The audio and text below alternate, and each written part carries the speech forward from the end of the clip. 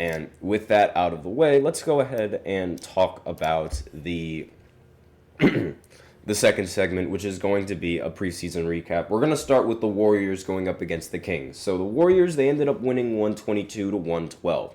Now, you might think it was a pretty close game, considering how the point differential was only 10 towards the very end.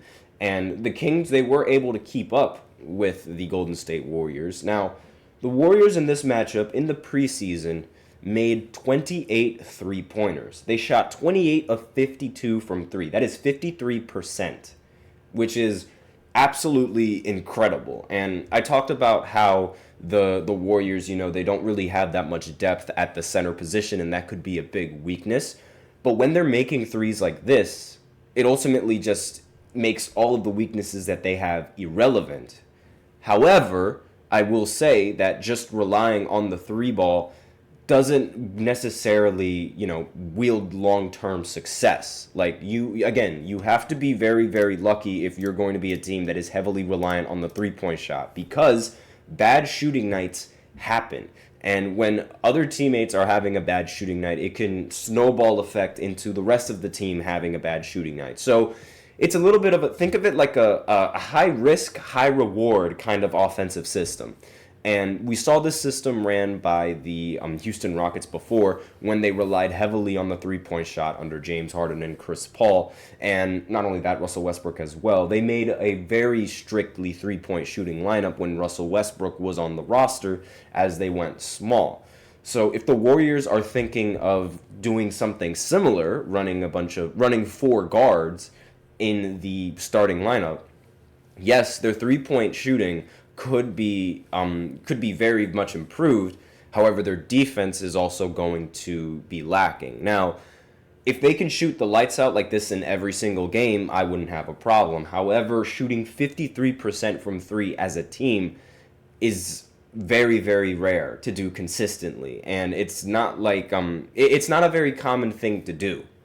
And not only that, to be able to maintain that for the entirety of the season, the regular season, 82 games, not to mention the postseason when the pressure gets almost too much for so many players, it's a very, very difficult task. And I think that, having defense as something to fall back on, especially when you're a team that's really, really heavy on the three-point shot, is essential. Because if you have a bad shooting night, you need competent defense to sort of keep you in the game long enough until you can find that shooting touch again.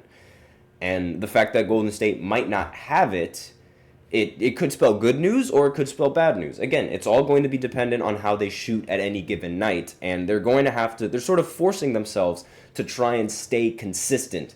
And to try and stay consistent for 82 games is not ideal, especially once the postseason rolls around, where you have to play a little bit more games. Not to mention the possibility of them playing in the play-in games, which would mean they'd have to be more consistent in those games, since it's single-game elimination depending on where the seed is. And, it's a very, very difficult task.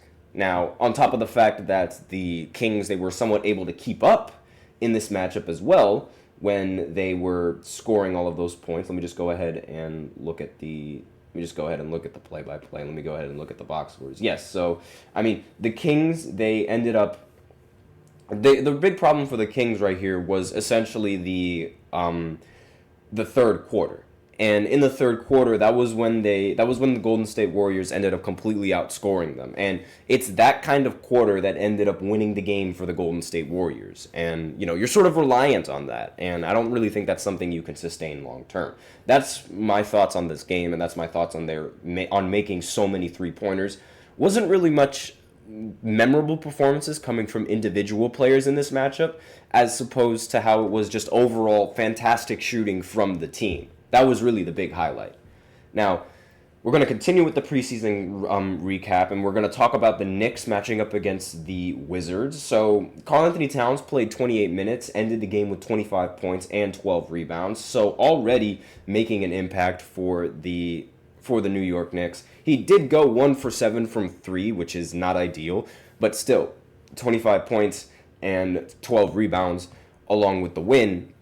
That's a good enough performance. And against a team like the Wizards, it seems like the Wizards are going to continue being a mediocre a mediocre team.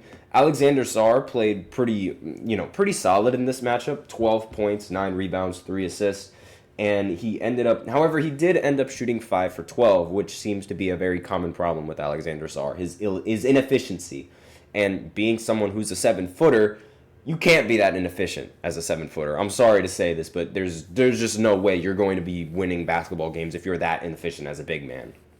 And ironically, I say that despite Karl Anthony Towns going 1 for 7 from 3, but the team is good enough to be able to, sort of not really pillow, but like sort of shield Karl Anthony Towns from sort of playing all that bad. Like they have a very deep team, and Jalen Brunson played fantastic as well with 23 points, and Mikal Bridges, had 16 points and 5 rebounds, along with 3 steals in this game as well.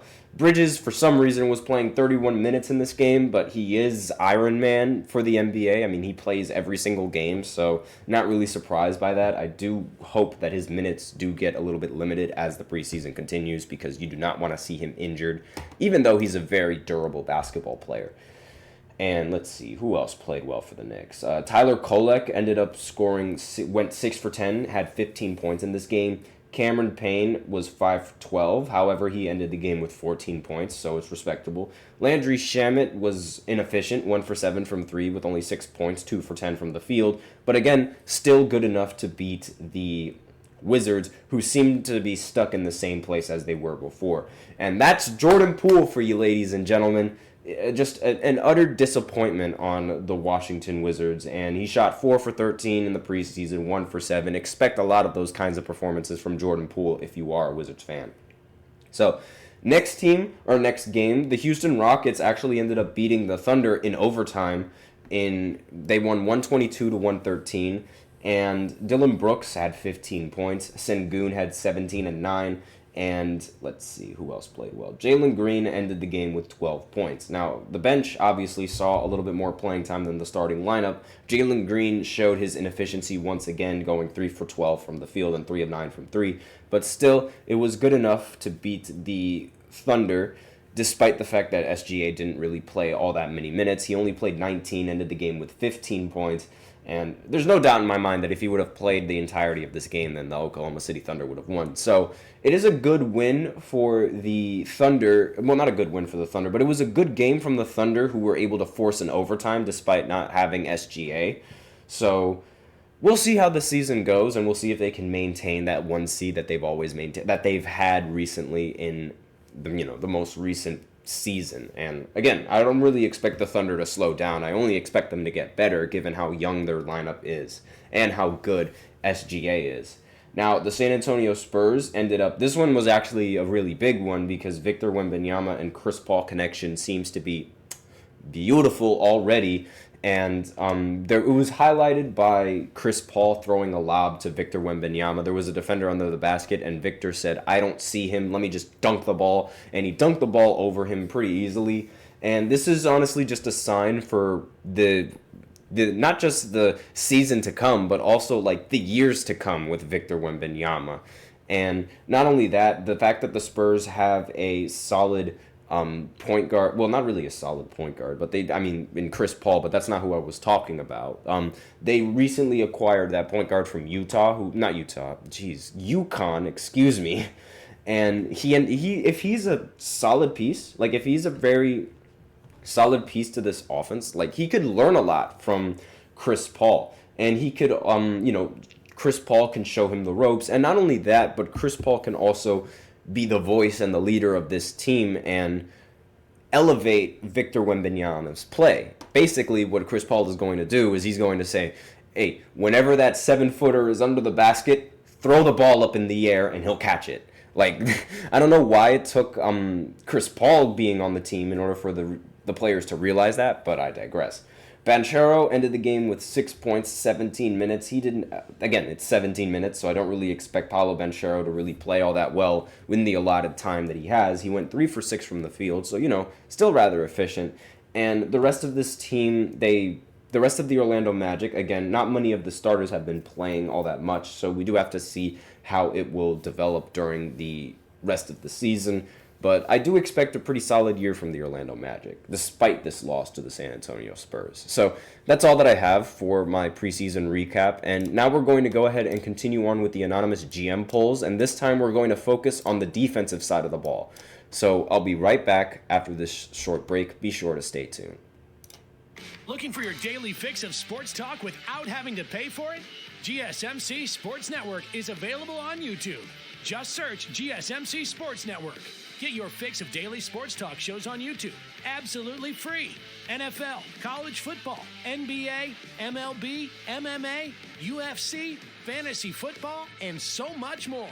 GSMC Sports Network has shows running all day long, with new sports shows starting every 2 hours. Just like on your favorite cable sports channel, except GSMC Sports Network is absolutely free. Just search GSMC Sports Network on YouTube to catch one of your new favorite shows, like the GSMC College Football Podcast, Chip Shot Football Podcast, Hoops and Heels Women's Sports Podcast, GSMC Basketball Podcast, and so many more. Check it out for yourself. GSMC Sports Network, now available on YouTube absolutely free. Search GSMC Sports Network on YouTube right now.